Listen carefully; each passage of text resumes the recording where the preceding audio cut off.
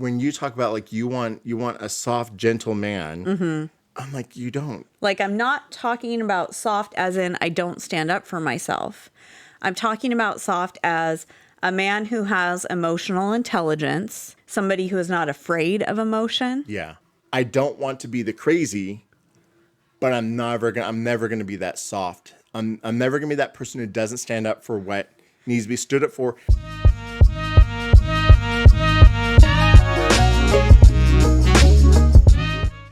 Hello and welcome to That's Not What I Said. I'm Trent. I'm Emily. And this is our weekly podcast where we talk about some things that we deal with as a couple and the things we fight about, some of the things we talk about, and things we struggle with as parents and as a couple.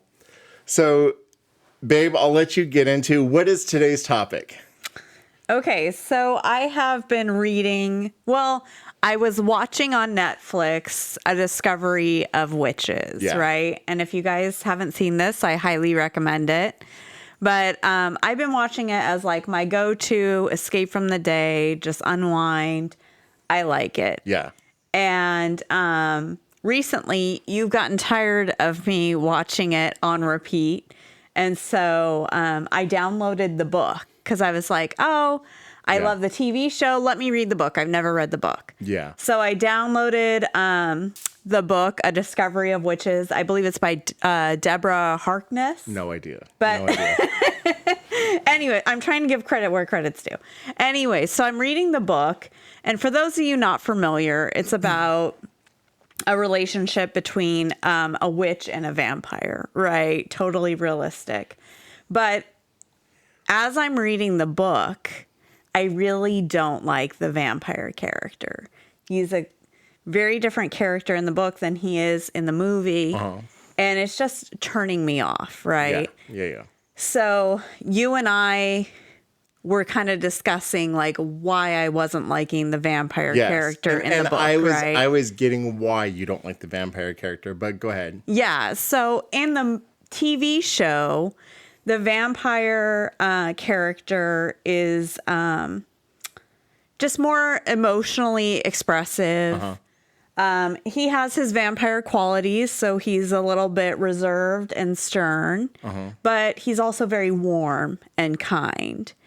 And in the book, none of this warmth and kindness is coming through, and it's all very much like macho, like control, like possessiveness.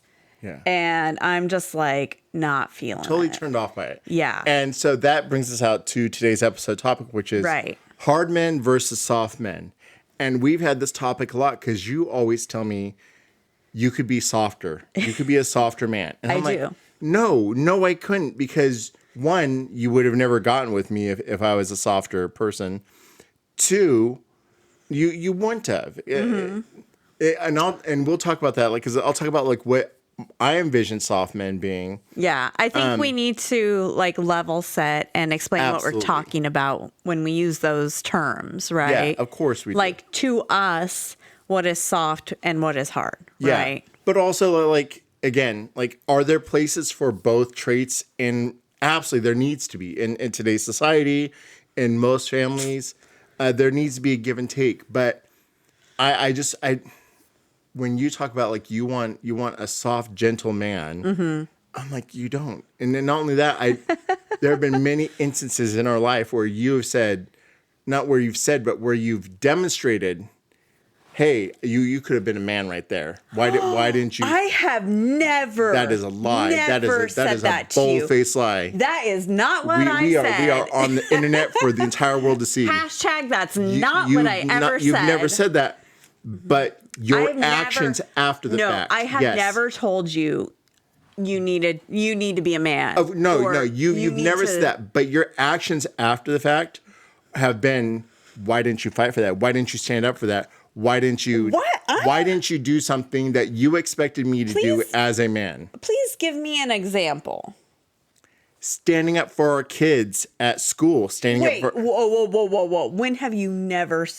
You always stand up for our kids. I know I have, but there have been times when I haven't, and you've said, well, why didn't you say something? And I'm not going to pinpoint because now we're hitting too close. So, but here's the thing, and I'm like, this is well, why I'm taking personal offense to this, right? You say, No. well, I don't want you to be that aggressive. I don't want people perceiving you as that aggressive dad. Okay, that's something I will attribute to me. I definitely have called you out as appearing aggressive based on your tone. But again, your it's not words. aggressive. It's assertive. It's a fine line, babe. It's a fine line. And that gets back to why do we need to find this? So for me, what I consider a hard man, well, I want to start with the hard man first because I grew up in families with hard men. Yeah. They are, hold on. Go ahead. So these are men who very rarely interact with kids. They take, it's a very classic 60s and 50s father figure. They provide, they're hardworking. These are still good men. I'm just saying about they're hard men. I never heard of I love you. We never got a hug. Never got a like, oh, are you all right? It's always like, get up, dust yourself off. Bedtime story? No bedtime stories ever. It's why didn't you do something? Whipped with belts, hands, spatulas, any object that was nearby. No talking back, smack across the face. So those are hard men. Okay. And also, and not just that, but also, you don't even know you're supposed to be doing something, but you still get in trouble for not doing it. Yeah. Just Yeah, because I just because definitely don't there's want any of just that. because there's an assumption that you should be doing it. You should. Why didn't you take care of that? I'm a kid. I'm an 8-year-old kid. Right. You know, I didn't know I was supposed to be doing that. Yes. Smack across the face. Yeah. Next time you know it, now you know next time to do it. So those are hard men. And I'm Yes. giving extreme examples. Yes, you But are. even if we toned that down a little bit. That's a very specific stereotype. Yeah, right? but even if we tone that down a little bit, that's still a very classic 50s, 60s, Sure. 70s Sure. man. Yes. And that is not what I want my husband to be. You like boy stuff. Boys like boy stuff. Girls like girl stuff. And if there's no crossing the line and you're going to be a boy and you're going to get dirty, play in the mud, and you're going to be hard and you're going to fight. And if you don't, you're a coward. Okay. You know? So again, I've So defined that's a your hard man. definition of a hard man. Yes, I've defined a hard man. I would define a soft man as somebody who is not a pushover. Like, I'm not talking about soft as in I don't stand up for myself. I'm talking about soft as a man who has emotional intelligence. Okay. Who is confident in his own self-awareness, he is self-aware enough to see how he is portraying himself in the world. Feels confident talking to his partner about emotions, talking to his children about emotions. Yeah. And sharing his own emotions. Somebody who is not afraid of emotion. Yeah. And somebody who is playful, involved, will read bedtime stories, Yeah. gives, explanation for why things have happened. Yeah. Communicative. Absolutely. I'm not talking about somebody who is totally insecure and lets the world run over them. Yeah. And is just pushed around. That's a different scenario. I'm just talking that's about not a different scenario. Those are That's all on the not same the spectrum. scenario Those I'm- are all no. on the same spectrum. But I'm defining what I meant by a soft man, just like you just defined what you meant by a hard man. Okay. My definition of a soft man does not include those things. So and that's where it's tough because like my definition of soft men does include those men. It does include men who are pushovers, who are afraid to speak up, who don't take control of their lives. They're not masters of their own destiny. And that's somebody and that's insecure, right? Insecure and unsure, and those are not necessarily but things. if we asked, I guess I'm men meaning emotionally available. it has a high emotional intelligence. I don't think having high emotional intelligence is a soft man. I think that is a man who has, and also I think that's a very new trend. I don't think that that's only that has only come up probably within the last 30 years, since the 90s. What's the new trend? Men being emotionally intelligent. I don't think so. I think it's more socially prevalent now. Okay. But Sure. What were they around in the 50s, 60s, 70s? Yes, and 80s. Yes, they were around. But was it the norm? No, it wasn't. I mean, look at William Shakespeare, right? Like, look at William Shakespeare wasn't the norm. Also, what I'm saying, you said it's a new trend. You went back to the 1600s or 1500s. You said it's a new trend. When most people were laborers and But what I'm serfs. saying, let me finish my thought, right? Okay. Let me finish my thought. You went to... Look, my shoulder is like all got up here. Let me finish chose my thought. the wrong era to No. choose as an example. My point in that, had I been allowed to finish my thought in the moment, was that... like being emotionally available. You don't know what if William Shakespeare beat his wife? You don't even know. No. What my point was in bringing that up is that emotionally available men who are communicative, who are secure in their feelings, is not new, but it's something that's been, I think, maybe reserved for the privileged classes because they had time, right? And they had resources. All right, you're making sense. I just... what you described... I get it. If somebody is working a hard day, they got a hard life, they... Having the time to like sit and talk about our feelings, like I get it that has been a luxury in history, right? Absolutely.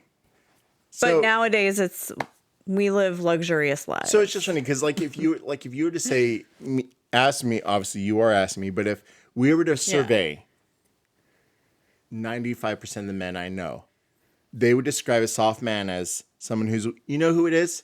Skip from Sex and the City. Skipper. You made me watch Sex and the City and Skipper, like someone who's needy, who always needs validation in their place in the world. Someone who is, for men, a guy who always ends up in the friend zone because they're always just pining to be wanted and desired and needed. And that's their own, probably own self insecurity / their own level of just needing to be needed. But those, in my mind, and for most men, those are soft men. Men who won't fight and won't stand up. There was a story that I read in wherever it was. Anyways, and it was a husband and wife. They're on the playground and their kids playing, and it just stuck with me because I read this in high school, and it was a short story that we read just as a homework assignment. But anyways, kids playing on the playground. Another little kid pushes him over, and the mom looks at the dad of the kid who got pushed over and says, "What are you going to do about it?" Why would she? Just listen. Why would she say that to her husband? Just listen. Okay. Again, this is the 90s, so this story is probably written in the 80s. Short story is written in the 80s. But anyways, so then the husband goes over and says, "Oh, little boy, don't do that." And the dad of the other little boy who pushed him comes over and says, "Hey, why are you talking to my son?" He's like, "Well, your son just pushed over my son, and I'm trying to talk to him like, be nice on playground." And he says, "Don't tell my son to do." And he's like, "Hey, I'm just trying to have you." And then the aggressive father says, "What are you going to do about it?" And the dad, again, just listen. This is the premise of the story. Okay, this is why the story is so impactful. Okay. So the dad turns around, walks back. The husband and wife get in a fight. The wife goes over and picks up the little boy who got pushed over. They storm off. And he's like, and so he says to the wife, so whatever he says to her, he's like, so are we just going to do this? Are we just going to go home? We're not going to have a good day. We're not going to let him play at the park. She's like, no, we're taking him home. He's like, well, no, I think we should let him play. And the wife turns to the husband and says, well, what are you going to do about it? And then gets in the car and leaves with the son with the husband.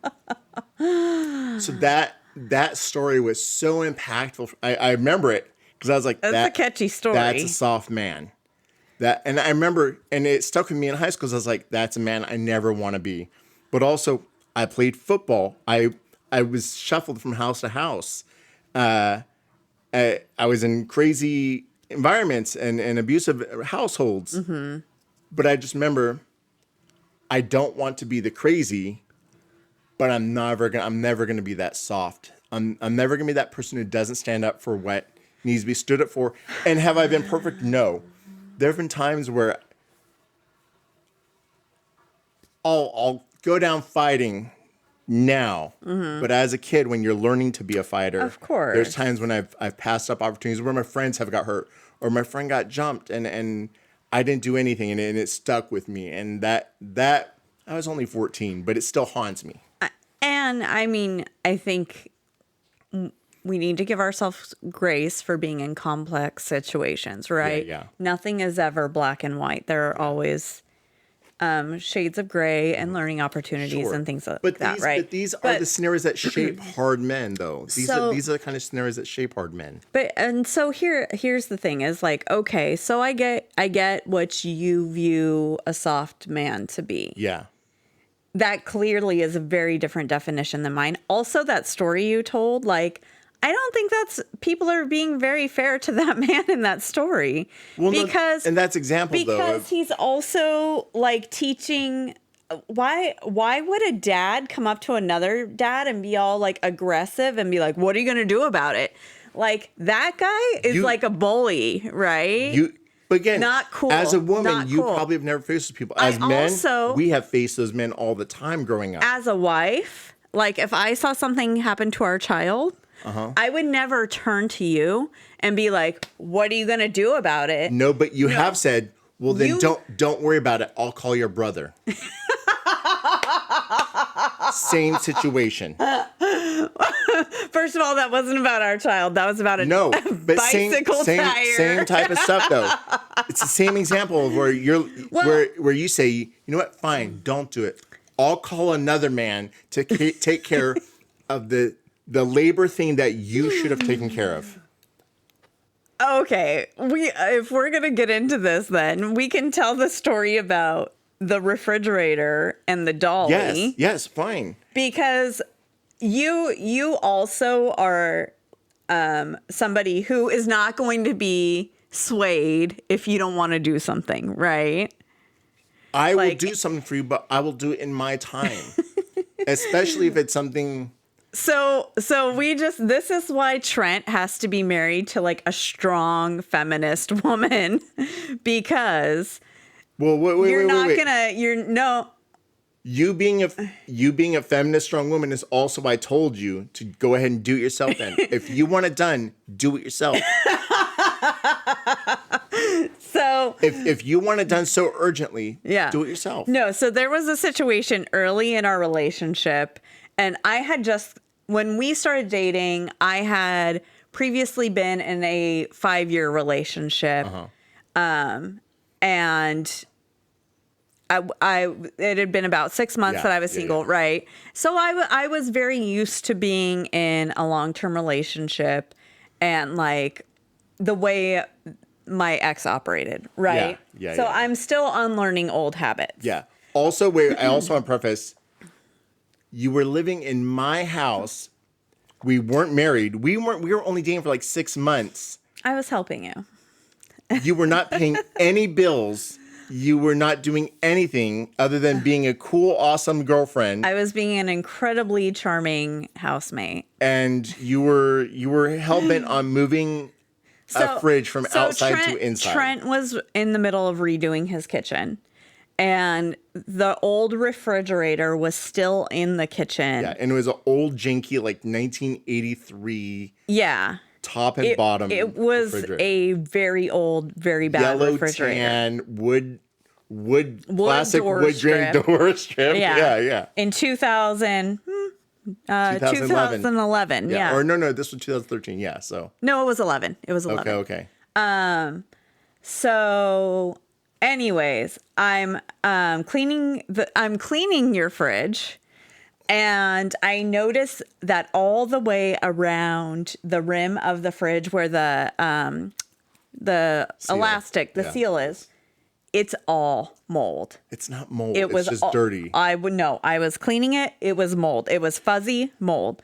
So I was like, you know what? I would never let something get like that. It was in the crack of the seal. Okay. It wasn't anything you would notice unless you were. I was doing a very But detailed the point cleanup. was, though, I had Anyways, a brand new fridge a brand new outside fridge in the garage. right? Because that's where I stored all my food and my beer and whatever. Like, I was No, making bacon. at this point, it wasn't even plugged in yet. At this point, it was still in the wrap. Okay. Go on. And so I was like, hey, Trent, this old fridge sucks. Let's get the new fridge in the house. Yeah. We don't have a dolly. We need to call someone to borrow a dolly. Yeah. But I was asking you to do it. Yes. Right. And I was like, you need to call a friend. You need to do it. And to your credit, you did call your dad and your brother. Yeah. And you were like, but they came over like 2 days later, and we. But no one was available or home at the time, right? See, you're proving my point right now. So, with the dolly, am I proving your point? You are, because you wanted me to take care of it right then. I said, give me a couple days. So, anyways, we had an available Saturday. We were both full-time working individuals. Yeah. So, I really wanted to get it done that day. I had just gotten grossed out by the fridge, right? Yeah. And you were at a point where you were like frustrated with me. I was like, and stop you're harping like, on it. because no one's available. And you're like, Emily, you have your own money. Go buy a dolly and do it yourself if you want this done so badly. Yes.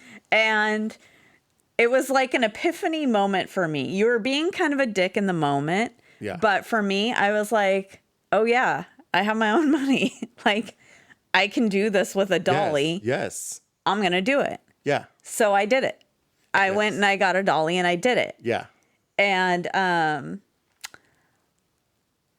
not that that's a shining example of how individuals should be in their relationship, but I think it was a defining moment in ours. Yeah. Where you also, I think, don't want someone who is helpless and relies on you all the time for things, right? Oh, absolutely. I don't. Yeah. I don't at all. But that goes back to... And I'm not saying I want a helpless man. My definition of soft clearly is different than your definition and there's of like soft. something, because we've had... I get called up a lot to come do manual labor for people. For friends who we have. Yeah. And family members who we have. Yeah. Who are not... I always take for granted that I am handy, that I grew up around contractors and handymen, and that I learned you're strong. I learned, and I'm strong. I'm a workhorse, and I this size, I got to be strong with. And this you're size. a loyal friend. But anyways, I get called up to do stuff. So I get called up by a family member. Hey, can you help me move a water heater? And I'm like, yeah, sure, no problem, easy. So I go and like, oh man, this water heater is pretty heavy. I'm like, is it empty? Yeah, it's empty. Okay. I lift it up by myself, walk it outside, throw it to the side. Yeah. Oh man, I needed so much help with it. I've been playing with it all morning. Nope. You got the new one? Yep. I pick up the new one, put it in. Yeah. Strap it in. You're incredibly ratchet strap, helpful. Reconnect the gas, reconnect the Babe, water. I just ask you to do things because I see all of your abilities. I know, no, it's not about that. But the point is, though, is, again, we're talking about hard men versus soft men. Yeah. Soft men don't try to do things themselves. They look at task and they immediately like, oh, it just seems, again, this is the male perspective. This is what we deal with on a daily basis. And either we look at it and we have no one to get help from, so we take it on ourselves and we realize, you know what? Yeah, I can do this myself. Like what you did with the dolly. So am I a hard female? I think you're becoming harder and stronger. Oh, well, thank you. Because when I met you, you relied on me for a lot of stuff that I was like, this is basic stuff. What do you need me to do this for you for? And yet you stayed with me. I do, but I love you, and you have so many great qualities. And Thank you. And we shined early on is you had a good vision, even if overstepping for that what the house could be, even when it wasn't your house, it was my house. But you set a vision, and I was like, all right, what do you want me to do? And we took care of it. Yeah. And we made the house into a home because of your vision. And to your credit, just, going back to that, like, even though you are expressing now discomfort with my opinions of the house in those days, at the time, you were a very willing participant and you supported it even though it was your space. And absolutely. Yeah. Absolutely. But and there was a time when Daniel and I installed the kitchen cabinets. don't even go there right now. But again, we're talking about hard men versus soft men. Hard men, when you say, "Hey boys, I got some cabinets. You guys are installing them on the weekend." Hard men will go like, "You know what? Yeah, we'll install those cabinets." And then when we put them up too high because we put them to spec, and you're like, "I want them lower," we had to unscrew, pissed off at the world. Like, mother effing. I don't consider that hard men though. I know. I consider, But here's and the fact that you would even, so here's the thing. Because the opposite. I think a hard man in that situation would be like, fuck you. You're right. And walk away. You're right. So you guys we're strong, hardworking men. Willing supporters of like, hey, Emily, we can do that. We can support you. My friends. Well, anyways. Going along with me being like, shit. But also when the cabinets were installed too high, you didn't just say, too bad, it's going to have to stay that way. Yeah. You were like, you know what? Okay, you're right. Like, you guys we were reasonable. Yeah. Absolutely. Yeah. No, but the point, though, is what I'm trying to say is men, so hard men and soft men, I don't know very many men that are completely hard men, and I don't know many men. I just don't surround myself with many soft men. I think there are hard qualities though. Like I think of like exactly, there are hard qualities, and that's what I say. Like, I feel like the qualities you see as being hard is just like grit, tenacity, no, and strength, and just being like hunkering down and getting shit done. No, and the things that I consider. Because those are valuable qualities, right? I know, but soft men don't have those qualities. No. That's what you don't see. Soft men don't have those qualities. We're having a fundamental disconnect on these definitions. And maybe I'm like a middle of the ground. Let me use the book The Game. Okay. And I can't remember Neil Strauss, The Game. Yeah. So he wrote like a manual, right, for men on how to pick up women. Yes, but what he starts with is like, okay, so you're insecure, you're not the hottest guy on the block, right? Yep. You can still work with what you have. Absolutely. And what he teaches in this book basically is he tells men you have to take care of your appearance. Yes. Have something interesting about you that you can talk about. Yes. If you're interesting, people will be interested. To flirt. Right. Learn to talk to women. But in this book, he teaches about negging, right? Yeah. And it's where like you're giving backhanded compliments. Yeah. Teasing. And the person I dated right before you 100% had read this book. And like used it. The book also though, and I used it. You used it maybe in different ways then. Well, also because all right, go on. Yeah. So this person clearly was somebody who needed this book. Yeah. Who didn't have the social awareness to be just a naturally gregarious person, right? And so whenever we went out, regardless of the situation, wearing a suit and a bow tie, right? Had clearly taken dancing lessons, which I appreciated. I like that. Yeah. But the nagging, right? Yeah. This is where he completely lost me. Yeah. Because, oh, you look great in that dress, but your tummy's showing a little bit. Yeah. Oh, you've gained a little weight, but you're beautiful even with that weight. Yeah. Oh my gosh. Like, not cool. Yeah. And I am not somebody who is going to tolerate like there are certain situations where maybe you're being fun and sarcastic. Yeah. And it's a back and forth of sarcasm. Yeah. Right. And that's what it should be. It should be. That's what it should be. A fun, sarcastic back and forth to make sure you're on even playing fields with the person. Even because the point is you're trying to date someone who's if I'm a 6, I'm trying to date an 8.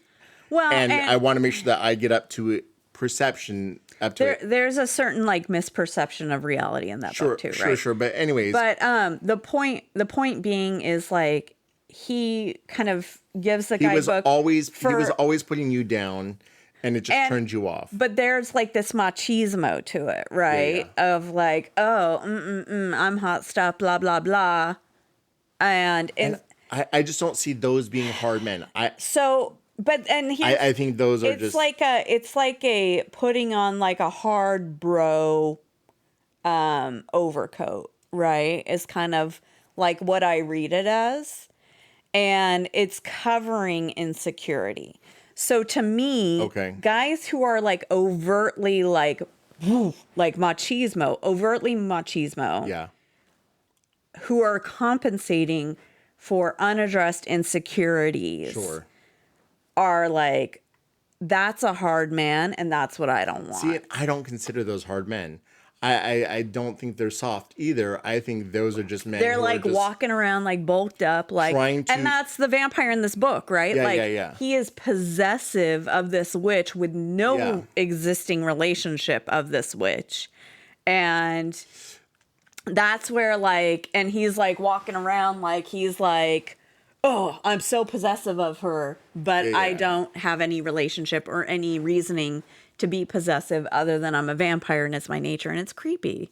Yeah, and like I said, I don't consider those men hard men. I think those are just assholes, or men who are figuring it out and don't know how to flirt, and they're trying to do it and they're trying to figure it out, and they read a book and they're trying to apply it, and they stumble. Yeah, and they're like, way. women don't know what they want. They want to be dominated. Blah blah blah. Yeah, you know. see, and I don't. Again, And that's- I don't think that's a hard man. I think that's just a man. What would you call that? I don't know. I don't know what I would call that. But I hate that. I like, would call it a dick. and that's call when it asshole. when. But again, I don't think assholes are hard men. I think because there are plenty of assholes who are it's like- soft men it's also. It's like testosterone on level But hard. it's not I don't know. testosterone, You know, 'cause like it's like so I like it toned down a Because- little bit, because- right? again, like the hard men I'm thinking about, like Trent Army Days boxing. If I meet that guy and he's like, oh, blah blah blah, I'm like, that's hard Trent. That Trent is Like puffed up. yeah, guy puffs up and he's like blah blah, and he especially was wearing a bow tie and a suit, and look at me, I'm preppy, but Trent from Army Days, I'm like, all right, then let's go fight then, or we just start throwing blows right then and there. Yeah, and that's the thing is like That's hard Trent. I don't want someone to fight, right? I know, but but what I'm saying is that is hard Trent. Yes, and what I'm saying is like I get hard Trent. I don't even know that I would like hard Trent either, right? Because I don't. No. I don't want somebody to come to blows over some. I don't think anything ever needs to come to blows. Things absolutely need to go. No. Yes. And like your park scenario Story, there. yeah. Like I would be I've played that I I've would be played that scenario in my so head several mortified if my kid got into a bullying situation in the park and my child was the aggressor and then my husband went. No. First of all, I would never be like, what are you gonna do? I'd be like, hey, child 1 or child 2. Right. Hey. I would be so embarrassed if my husband went to another parent and was like, "What are you going to do about it?" First of all, That's would embarrassing. would never do that. But I know of people who would do something like that. Don't do that if that's you. That's embarrassing and that's immature behavior. Like for you, there's plenty of women who are like, yeah, don't, because we know plenty of women who, no matter what their kids do, their kids are always in the right. Right? We know those women. A handful. Those are the same women who are like, go take care. Don't let them talk to our kid like that, even if their kid's in the wrong. Me, I'm going up to child 1 or child 2. Hey, what happened? Your son, your daughter pushed my son. Hey, don't do that. You do that again, you got time out. Right. But again, I know a lot of people. There's a lot of women You're not we know. fighting a parent about I know. it. No, I'm not. But we know a lot of women who, when I talk to our kids like that, are like, Trent's so aggressive. Trent's so mean. Trent's hard. Oh my goodness. I'm like, no, that is me being responsible for my child, and taking care of business. But if someone pushes my child, and I'm saying, hey, buddy, don't do that. Don't push. We don't push here. I don't. And then if another dad comes to me like, hey, don't talk to my son, I'm like, hey, then take care of your son then, because your son's pushing kids. And if that dad says, well, what are you gonna do about like? No. What do you mean? What am I gonna do about it? You do not respond to exhibit A aggressor over here because No. I mean, don't get me wrong, because in the right now I'm puffed up, but in that moment, I'd probably be like, hey. I mean, I'm definitely exchanging words. This is like people are getting a glimpse into how you get, right? I'm definitely exchanging words, and then if it escalates from there, then it escalates.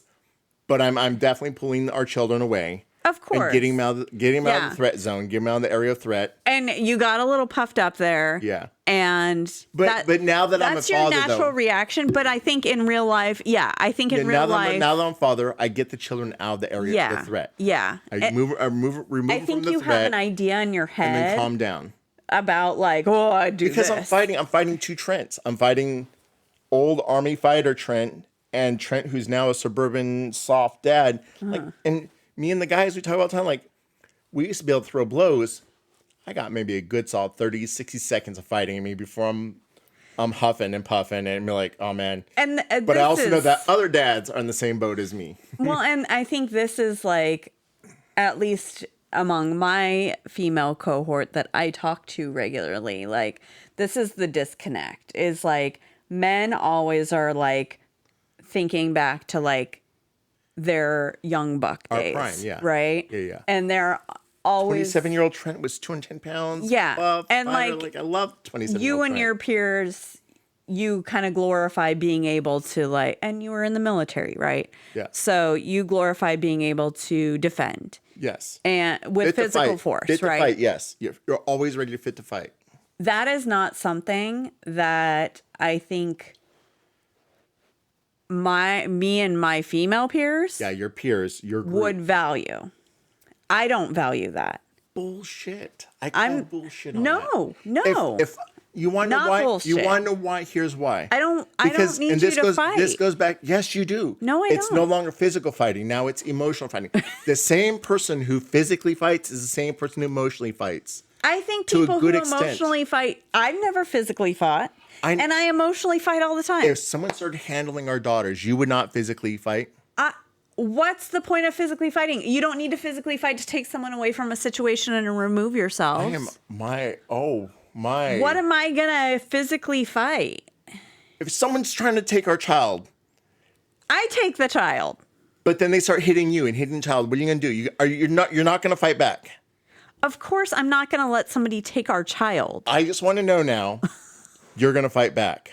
Of course, I'm not letting somebody just kidnap our child. All right. Hey. But I also am the mother who will, on the playground, I won't look to you and say, what are you going to do about it? I'm going to go do something about it. Perfect. And I'm not going to go. I know you're that. I know you're I'm that not mom. going to go say like, well, what are you going to do about it? I know you're not that mom. But I am going to know you're going to throw I'm going to blows go at tell someone trying that to take our crappy child. little 5-year-old to cut it out. Yes. But I also need to know throwing that. sand in people's eyes. Yes. So anyways, the point is, though, that the men who I'm describing are the men who fight in those situations. They're the men who are taught to, and that's what I say, are we, so, and we're evolving also. Yeah. Am I the same man that my father and my grandfather were? No, not at all. I feel like, I hope I'm learning. I'm also the first man in my generation going to counseling, trying to be emotionally available. I say I love you to the girls. I'm constantly reinforcing how good they are. Do I still discipline them? Absolutely. Do I still like yell and motivate because I'm excited, especially during sports? Yes, I do. But then I also reassure them, like, hey, you did so good. I love you. I'm so proud of you. I'm doing those things that were never displayed to me, but then I know that are important for a child's development. Yeah. So that's where I feel like I'll give you that. I'm a middle ground. Yeah. And I feel like more men are coming to that middle ground. Yeah. And that's why I say this is only a newer thing to where we're starting to be emotionally cognizant to even try to come to this level as men, as a whole. Not the one-offs, not the fucking William Shakespeare's. He's not a one-off. Oh my goodness.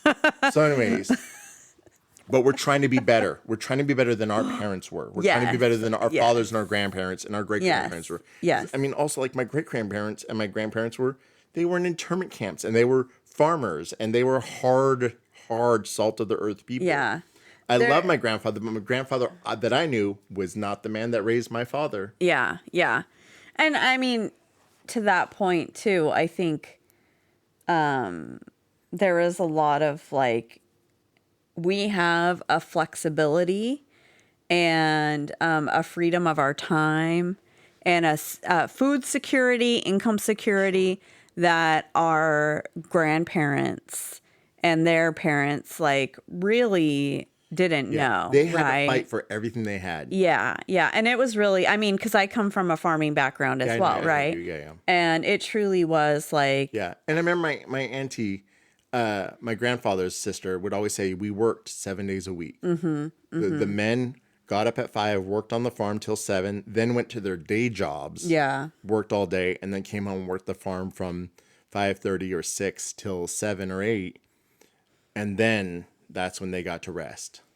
And they did that 6 or 7 days a week. yeah. Well, yeah. Yeah. 6 or 7 days It a was week, just a harder life, right? Yes, yes. So it created harder men who were pissed because they would come into the house, and if it wasn't the way their job is to provide, and if they come into the house and it's not the way that they need it to be for them to cope, then of course they're mad and they're hard and but anyways, the point being though is, what's your point? the point being is though, we're progressing. The more free time we get, Yeah. the more discretionary income we get, the more income security, the more resource secure we become. Yeah. I mean, we have more resources at our disposal today than we've ever had in history. Exactly. Right? And that's the point I'm trying to make is that men now, what you think is a hard man, I think my dad's generation, baby boomers and golden age, look at those men and be like soft. Because even now, I hear my peers, Gen Xers and millennials, and just 10 years ago, people were talking shit about millennials being soft and weak men. Yeah. And now it's millennials talking shit about Gen Zs being soft and weak. I'm not talking shit about anyone. No, I know you're not, but I mean men. Yeah. And I'm like, they were saying this stuff about Gen Xers, us, and millennials just 10, 15 years ago.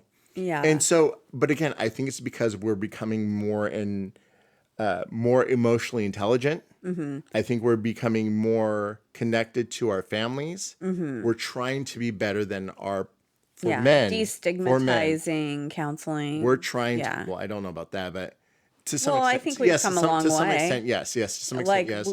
Most of the people we know have had counseling at some point. Yeah. And the accessibility of these things, right? Exactly. The accessibility. But the point though is. Real quick though, to your point too about like your father and grandfather in those generations, like thinking about the female counterparts in those generations, they also weren't the most emotionally in touch, right?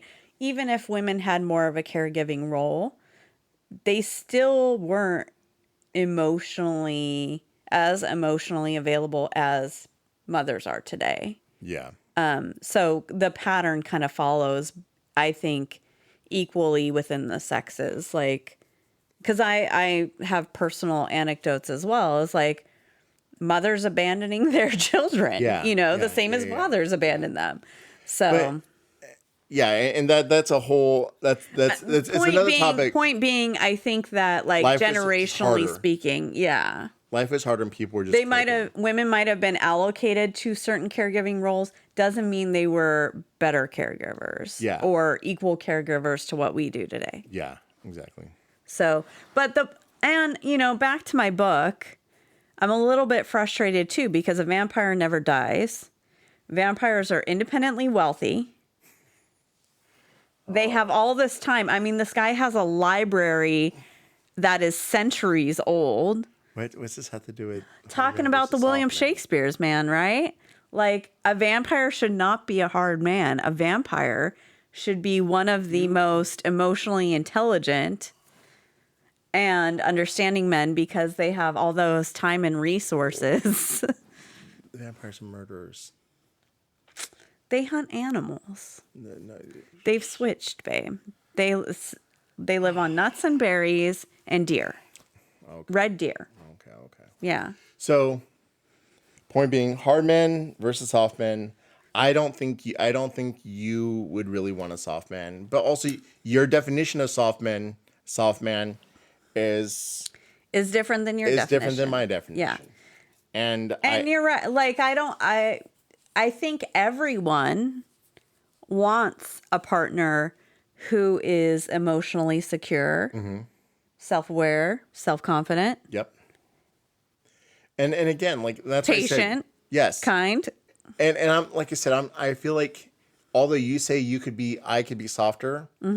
I think Babe, I need you to cry just a little bit more. I'm the closest you're gonna get to what you have in your hand. Give me your hand. No, I don't want to. Precious man, give me your hand. Okay. I want to be your shoulder to cry on. You can cry on my shoulder. It's okay. Babe, if I need to cry, I have a hot shower to cry into by myself. And you see my shoulder.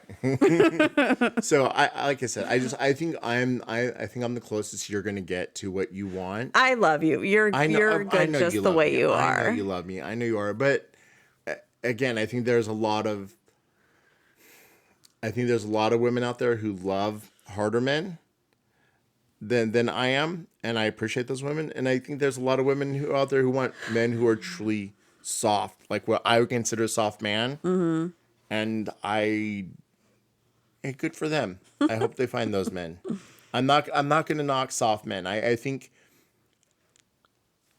soft men are soft because somebody wanted to be at my beck and call, I'd be okay with that. No. Oh my goodness. You don't live the life you want to live with those type of men. You think so? I know so. They don't equally contribute.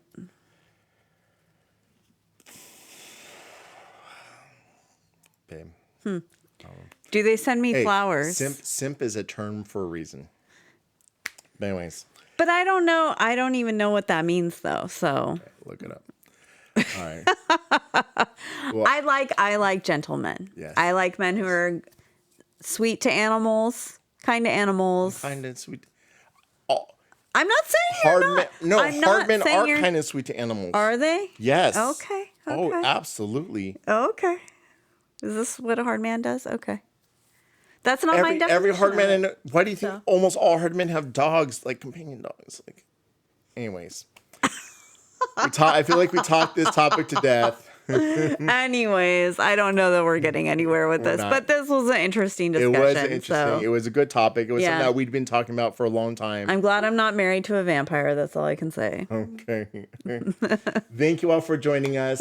Weigh in. Tell us what you think. We'd love to hear your feedback. I'm very curious what like the general public's definition. Like, did you guys identify with like Trent's definition of a hard man? Do you think he's off? Am I off with my definition of a soft man? Apparently, I don't know.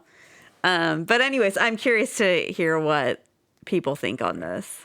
So thank you for joining us today. Have a great night. Thank you guys. Bye.